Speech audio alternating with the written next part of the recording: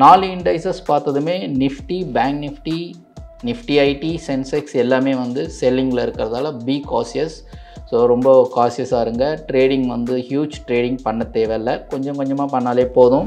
So targets எல்லாம் நம்ம வந்து தூரமாக தான் இருக்கும், டார்கெட்ஸ் எல்லாம் நிறைய இருக்கும். ஸோ கீழே வரும்போது அக்குமுலேட் பண்ணுறதுக்கு இந்த மாதிரி டைமை வந்து நம்ம யூட்டிலைஸ் பண்ணிக்கணும். மார்க்கெட் கீழே வரும்போது 2 வருஷத்துலேருந்து 5 வருஷம் வரைக்கும் நம்ம ஹோல்ட் பண்ணுறதுக்கு ரெடியாக இருக்கும் பட்சத்தில் in most of the cases 2 இயர்ஸ்க்கு மேலே 2-3 இயர்ஸ்லேயே நம்மளுக்கு ப்ராஃபிட் கொடுக்கறதுக்கு ப்ராபபிலிட்டிஸ் ஆர் மோர்.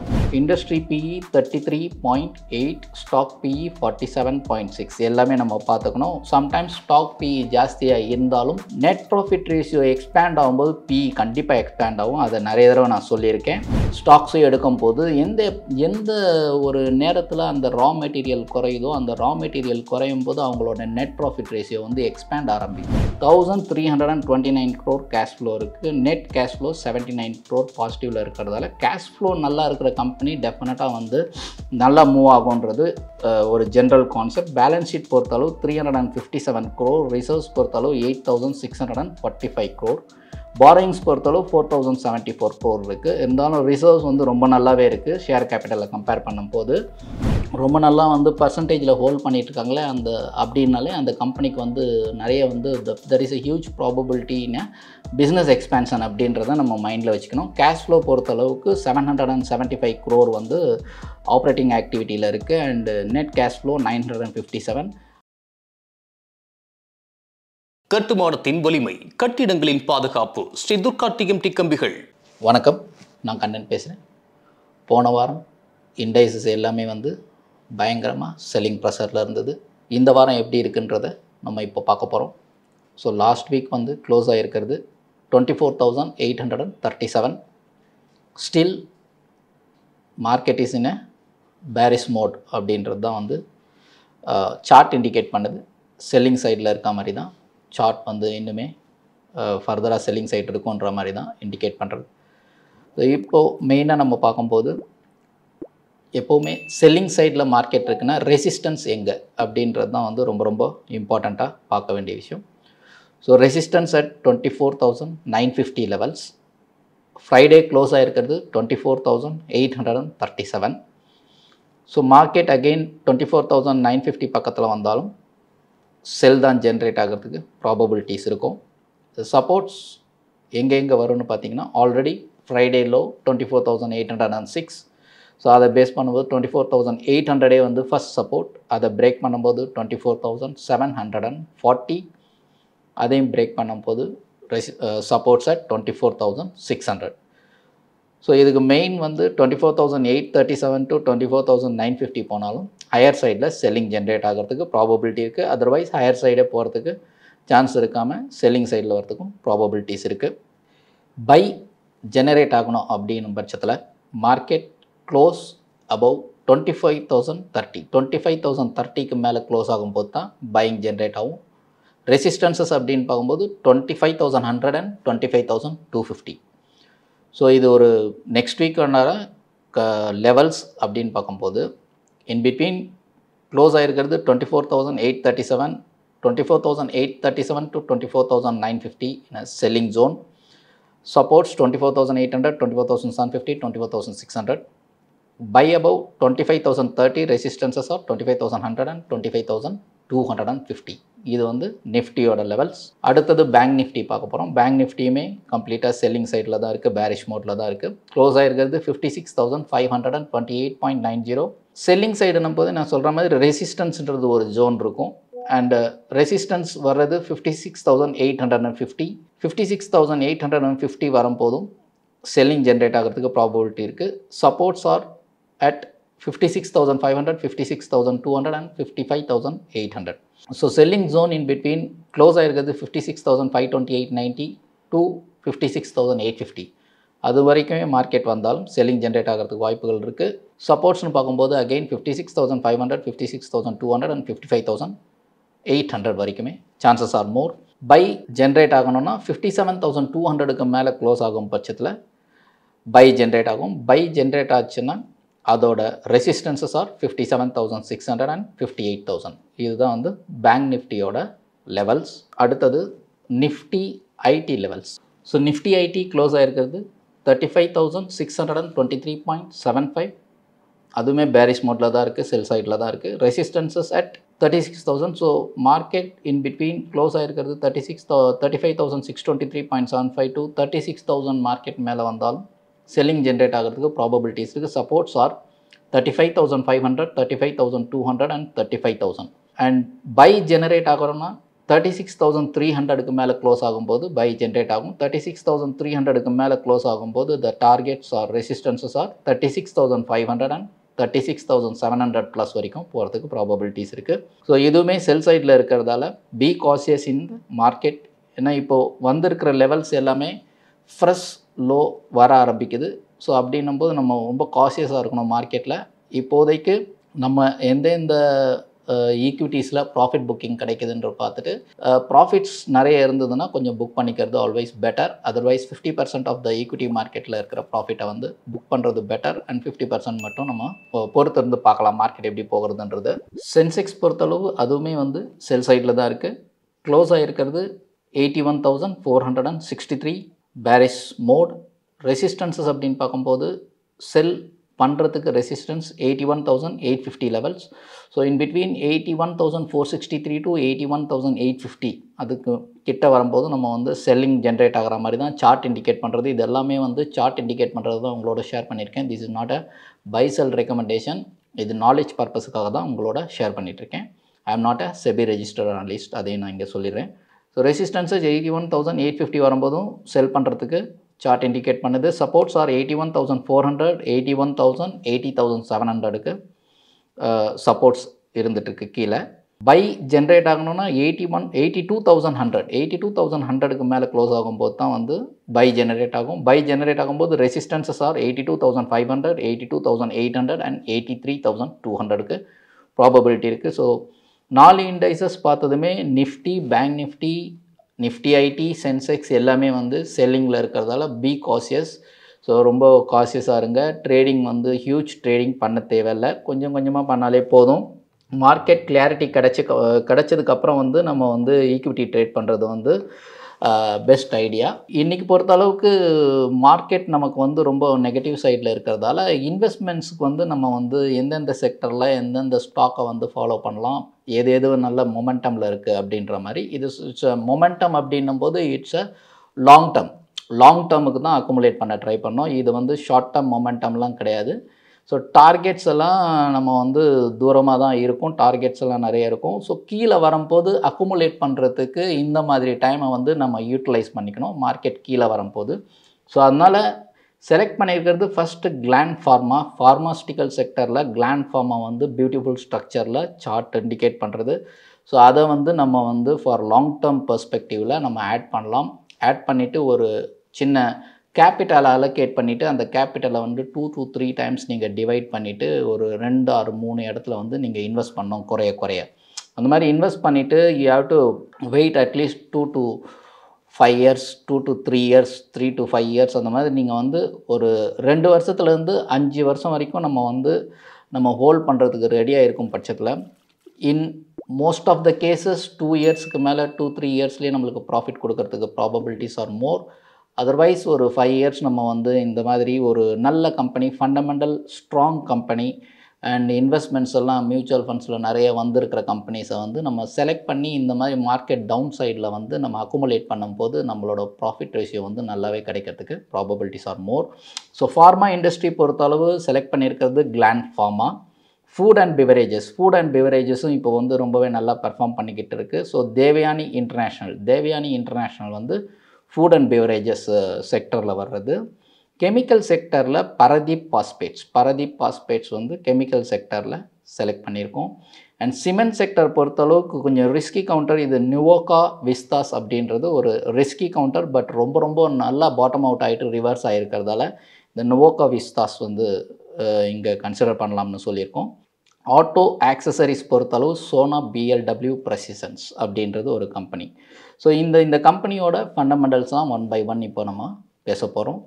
எப்படின்றத பார்ப்போம். முதல்ல Gland pharma. So Gland pharma பொறுத்தளவுக்கு face value 1 rupee and free cash flow 521 crore, no pledge industry PE 33.8, stock PE 47.6 எல்லாமே நம்ம பார்த்துக்கணும். சம்டைம்ஸ் ஸ்டாக் பிஇ ஜாஸ்தியாக இருந்தாலும் நெட் ப்ராஃபிட் ரேஷியோ எக்ஸ்பேண்ட் ஆகும்போது பிஇ கண்டிப்பாக எக்ஸ்பேண்ட் ஆகும். அதை நிறைய தடவை நான் சொல்லியிருக்கேன். ஸோ டெட் டு ஈக்விட்டி அப்படின்னு பார்க்கும்போது 0.03, it is very very less. Debt to equity வந்து 1 பாயிண்ட்டுக்கு கீழே இருக்கும்போது ஆல்வேஸ் பெட்டர்ன்றது வந்து ஒரு ஃபண்டமெண்டல் இன்ஃபர்மேஷன். ஆர்ஓசிஇ பொறுத்தளவு 11.9, ROCE 11.9, price to book value 3.63. இதில் ஹை லோ பார்க்கும்போது 2221 ஹை போயிருக்கு இந்த இயர் அண்ட் லோ 1200 இப்போ ட்ரேட் ஆகிட்டு இருக்கிறது 2018. லைஃப் லோ என்ன இருக்குதுன்றதையும் நீங்கள் வந்து ஒரு வாட்டி சார்ட்டில் பார்த்துக்கணும். அப்போ தான் வந்து நம்ம எது வரைக்கும் வரலாம் அப்படின்றதெல்லாம் நம்ம வந்து கெஸ் பண்ண முடியும். அதுக்கேற்ற மாதிரி நம்மளோட இன்வெஸ்ட்மெண்ட்ஸை வந்து நம்ம வந்து இதில் வந்து 3 டைம்ஸாக வந்து ஃபீட் பண்ணுற மாதிரி பிளான் பண்ணிக்கணும். ரிட்டர்ன் ஆன் ஈக்விட்டி பொறுத்தளவுக்கு 7.82 ரிட்டர்ன் ஆன் ஈக்விட்டியில் வருது. அண்ட் இன்ட்ரின்சிக் வேல்யூ பொறுத்தளவு 1491 அண்ட் இபிஎஸ் பொறுத்தளவு 42.4.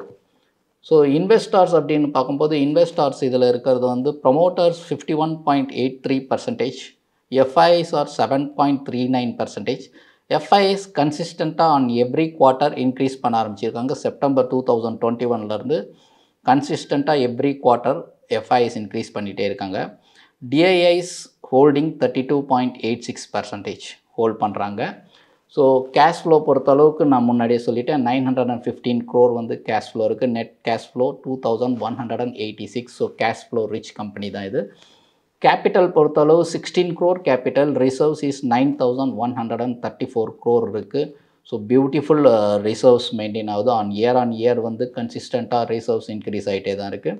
அண்ட் பாரோயிங்ஸ் பொறுத்தளவு 314 crore நெக்லிஜிபிள் அப்படின்ற மாதிரி கொண்டு போகலாம். அண்ட் ப்ராஃபிட் அண்ட் லாஸ் பொறுத்தளவுக்கு உங்களுக்கு வந்து ஆன் இயர் வந்து ப்ராஃபிட் வந்து உங்களுக்கு 28% to 23% ஆவரேஜாக ஒர்க் ஆகுது. It may go to 34 to 38 கூட போகிறதுக்கு ப்ராபபிலிட்டிஸ் இருக்குது. ஓபிஎம் பொறுத்தளவு ஆப்ரேட்டிங் ப்ராஃபிட் மார்ஜின் வந்து இப்போதைக்கு 24 to 23 இருக்குது.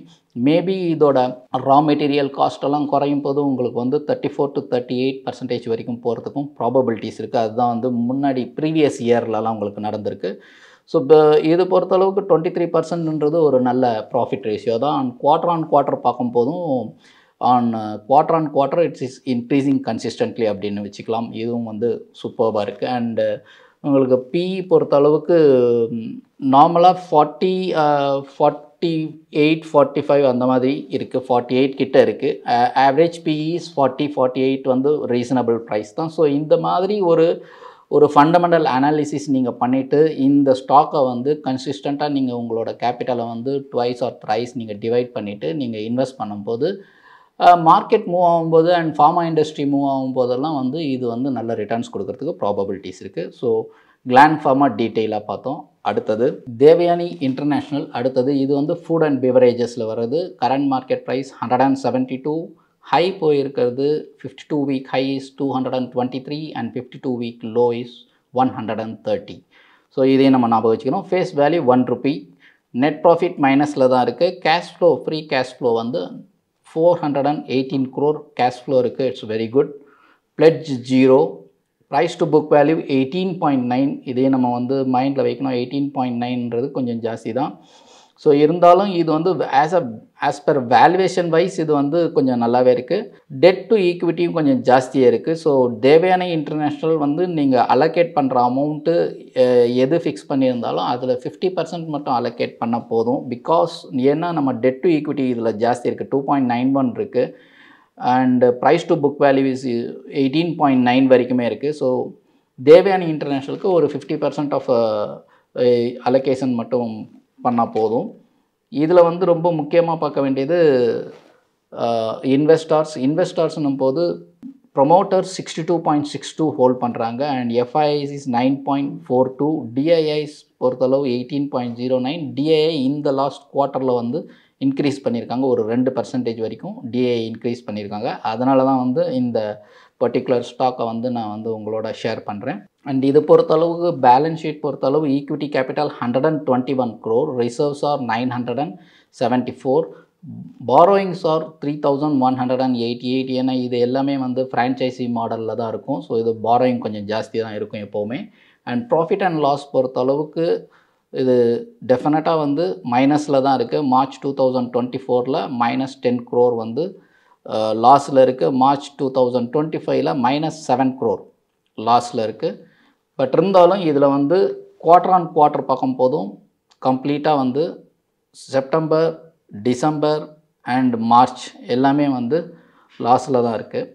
ஸோ தேவயானி இன்டர்நேஷ்னல் பொறுத்தளவுக்கு இப்போ நம்ம ரீட் பண்ணதில் தேவயானி இன்டர்நேஷ்னல் நம்ம என்ன அலோகேஷன் நம்ம பண்ணணும்னு நினைக்கிறோமோ அதில் வந்து 50% ஆஃப் அலோகேஷன் பண்ணால் போதும். ஏன் அந்த மாதிரி நான் சொல்கிறேன்னா, உங்களுக்கு வந்து கன்சிஸ்டண்ட்டாக வந்து நெட் ப்ராஃபிட்டில் மைனஸ் இருக்கும் பட்சத்தில் நீங்கள் வந்து அந்த ஸ்டாக்கை ஒன்று இக்னோர் பண்ணோம். அதர்வைஸ் இப்போது for example mutual funds invest பண்ணியிருக்காங்கன்னா, ஸோ அதில் அலோகேஷன் சைஸை வந்து நம்ம குறைச்சிட்டு பண்ணுறது ஆல்வேஸ் பெட்டர். இதை பொறுத்தளவுக்கு பிஇ ரேஷியோன்னு பார்க்கும்போது PE ratio it's huge. PE ரேஷியோவும் ஹியூஜாகவே இருக்குது. ஸோ தேவயானி இன்டர்நேஷ்னல் வந்து நம்ம காஷியஸ் இன்வெஸ்ட்மெண்ட்ஸ், ஏன்னா இந்த மாதிரியும் ஒன்று வந்து உங்களோட வந்து ஷேர் பண்ணணும் அப்படின்றதுக்காக தான் இந்த ஸ்டாக்கையும் நான் செலக்ட் பண்ணியிருக்கேன். இந்த ஸ்டாக்கில் ஒரே ஒரு ப்ளஸ் பாயிண்ட் என்னென்னு பார்த்தீங்கன்னா, மியூச்சுவல் ஃபண்ட்ஸ் வந்து லாஸ்ட் குவார்ட்டர் வந்து இன்வெஸ்ட்மெண்ட்டை வந்து இன்க்ரீஸ் பண்ணியிருக்காங்க ஒரு 2% வரைக்கும். அதனால தான் வந்து இந்த ஸ்டாக்கை உங்களோட ஷேர் பண்ணுறேன். மற்றபடி நம்ம வந்து ஃபண்டமெண்டல்ஸை பார்க்கும்போது when compared to Gland Pharma, Devyani international is slight risky. ஏன்னா நம்ம என்ன எதிர்பார்க்குறோமோ எல்லாமே நெகட்டிவில் இருக்குது. அதனால தான் வந்து அலோகேஷனை வந்து குறைக்க சொல்கிறேன் நான்.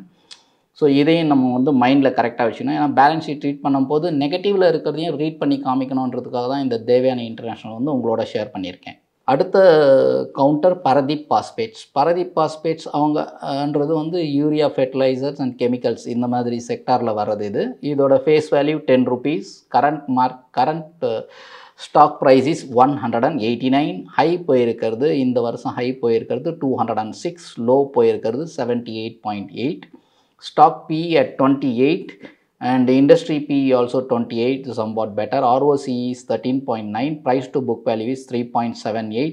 Reserves பொறுத்தளவு 3262 crore reserves இருக்குது, சூப்பர்பா. அண்ட் டெட் டு ஈக்விட்டி பார்த்தீங்கன்னா 1.07, ஸ்லைட்லி ஹையர் தென் 1 அப்படின்ற மாதிரி இது வச்சுக்கலாம்.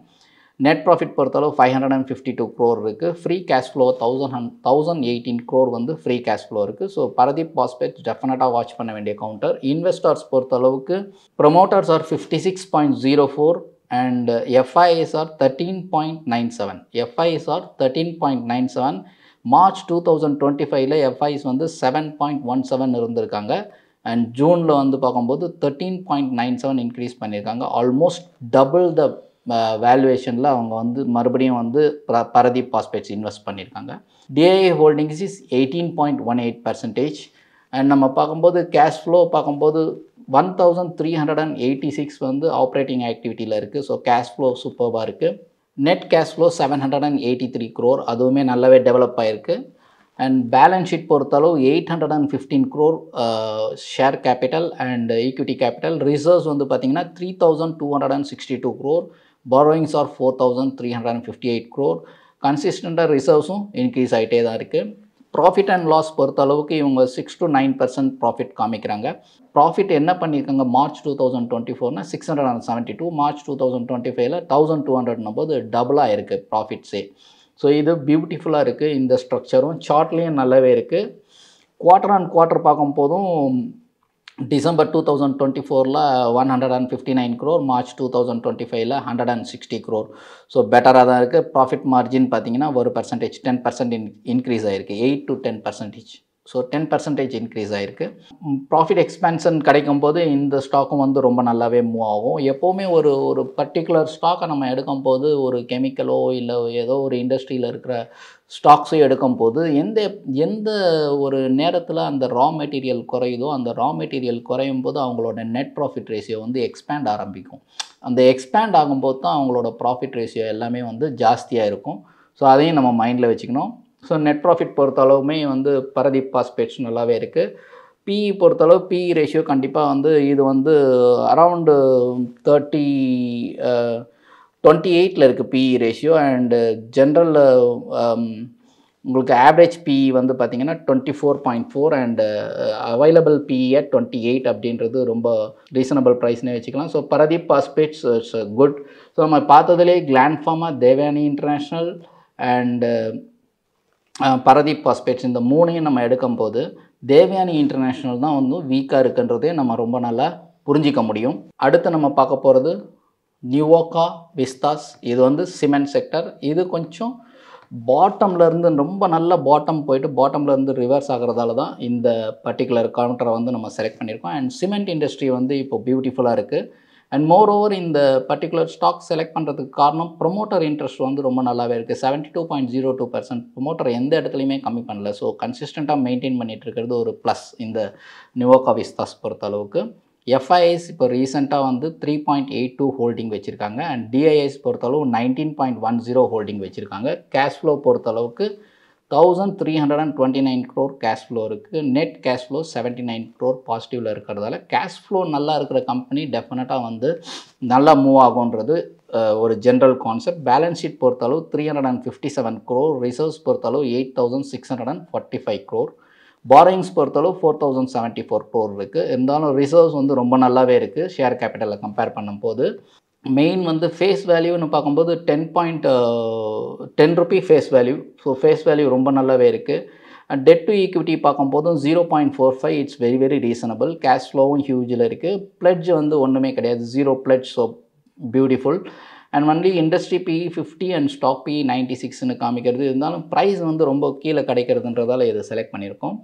அண்ட் ப்ராஃபிட் அண்ட் லாஸ் பார்க்கும்போது நம்ம வந்து மார்ச் 2025 அப்படின்னு பார்க்கும்போது 22 crore தான் அவங்க பாசிட்டிவ் காமிச்சிருக்காங்க. அண்ட் இப்போ TTM ட்ரேடிங் 12 month அப்படின்னு பார்க்கும்போது இட் இஸ் நியர்லி அவங்களோட ப்ராஃபிட்ஸ் வந்து பார்த்திங்கன்னா 152 crore மூவ் ஆயிருக்கு. ஸோ இதுதான் வந்து ஒரு பெரிய டேர்ன் அரவுண்ட் கம்பெனி மாதிரி இது தோணுது. அதனால தான் இதை வந்து இங்கே நம்ம ஷேர் பண்ணுறோம். And December 2024 and quarter on quarter பார்க்கும்போது டிசம்பர் 2024ல் -61 crore இவங்க வந்து நெட் ப்ராஃபிட் -61 crore காமிச்சிருக்காங்க. அண்ட் மார்ச் 2025ல் 166 crore வந்து பாசிட்டிவ் வந்தாச்சு. ஜூன் 2025ல் அகெயின் 133 crore வந்து பாசிட்டிவில் இருக்காங்க. ஸோ கன்சிஸ்டண்ட்டாக 2 குவார்ட்டர் பாசிட்டிவில் இருந்தால் கொஞ்சம் better movement and turn around ஆகுதுன்ற மாதிரி ஒரு ஜென்ரல் ஒரு கான்செப்ட் இருக்குது. அதனால தான் வந்து நிவோகா விஸ்காஸை வந்து நம்ம இங்கே செலக்ட் பண்ணியிருக்கோம்.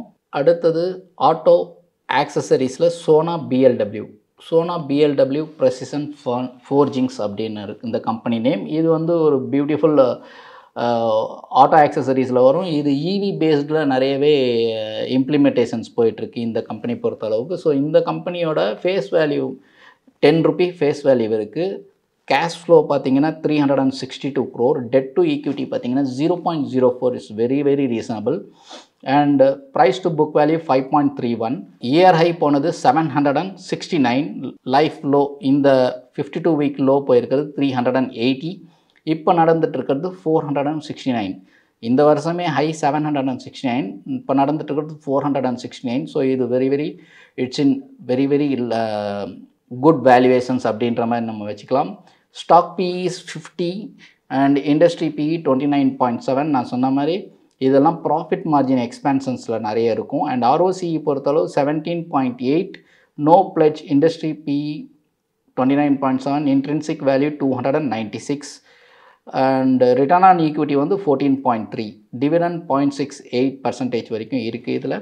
அண்டு ரொம்ப இம்பார்ட்டண்ட்டாக பார்க்கும்போது EPS 9.67 இருக்குது. இன்வெஸ்டர்ஸ் அப்படின்னு பார்க்கும்போது ப்ரொமோட்டர்ஸ் வந்து 28.02. இது வந்து ப்ரொஃபஷ்னலி மெயின்டைன் கம்பெனி, அதனால் ப்ரொமோட்டர்ஸ் கம்மியாக இருந்தாலும் FIIs வந்து நியர்லி 29.75% வந்து FI கிட்டே இருக்குது. அண்ட் DII பொறுத்தளவு 34.60 வரைக்கும் வச்சுருக்காங்க. ஸோ இது DII அண்ட் FII வந்து ரொம்ப நல்லா வந்து பர்சன்டேஜில் ஹோல்ட் பண்ணிகிட்ருக்காங்களே அப்படின்னாலே அந்த கம்பெனிக்கு வந்து நிறைய வந்து தெர் இஸ் எ ஹியூஜ் ப்ராபபிலிட்டின்னு பிஸ்னஸ் எக்ஸ்பேன்ஷன் அப்படின்றத நம்ம மைண்டில் வச்சுக்கணும். கேஷ் ஃப்ளோ பொறுத்தளவுக்கு 775 crore வந்து ஆப்ரேட்டிங் ஆக்டிவிட்டியில் இருக்குது. And net cash flow 957. இதுக்கு முன்னாடி உங்களுக்கு இருந்தது வந்து நெட் கேஷ் ஃப்ளோ வந்து மார்ச் 2024ல் 47 crore தான் வந்து அவங்களோட நெட் கேஷ் ஃப்ளோ இருந்திருக்கு. பட் மார்ச் 2025ல் கேஷ் ஃப்ளோ வந்து 957னா it's a beautiful cash flow develop ஆகிருக்குன்ற அர்த்தம். அப்போ பிஸ்னஸ் நல்லா இருந்தால் தான் கேஷ் ஃப்ளோ நிறைய டெவலப் ஆகும். இப்போ 622 crore வந்து equity capital and reserves are 4873 crores. அதே மார்ச் 2024ல் 586 crore வந்து ஈக்விட்டி கேபிட்டலுக்கு 2064 crore தான் இருந்திருக்கு. பட் இப்போ வந்து 4,873 crores இருக்குது. ரிசர்வ்ஸ் ரொம்ப நல்லா இன்க்ரீஸ் ஆகிருக்கு அண்ட் பாரோயிங்ஸ் ரொம்ப நல்லாவே ரெடியூஸ் ஆகிருக்கு. From 412 crore to 202 crore reduce ஆகிருக்கு. ஸோ அதுவுமே ஒரு நல்ல sign. And profit and loss பார்த்தோன்னா மார்ச் 2024 அவங்களோட ப்ராஃபிட் வந்து 23% அண்ட் 518 crore ப்ராஃபிட் பண்ணியிருக்காங்க. மார்ச் 2025 25% ப்ராஃபிட் எக்ஸ்பேண்ட் ஆகிருக்கு 2%.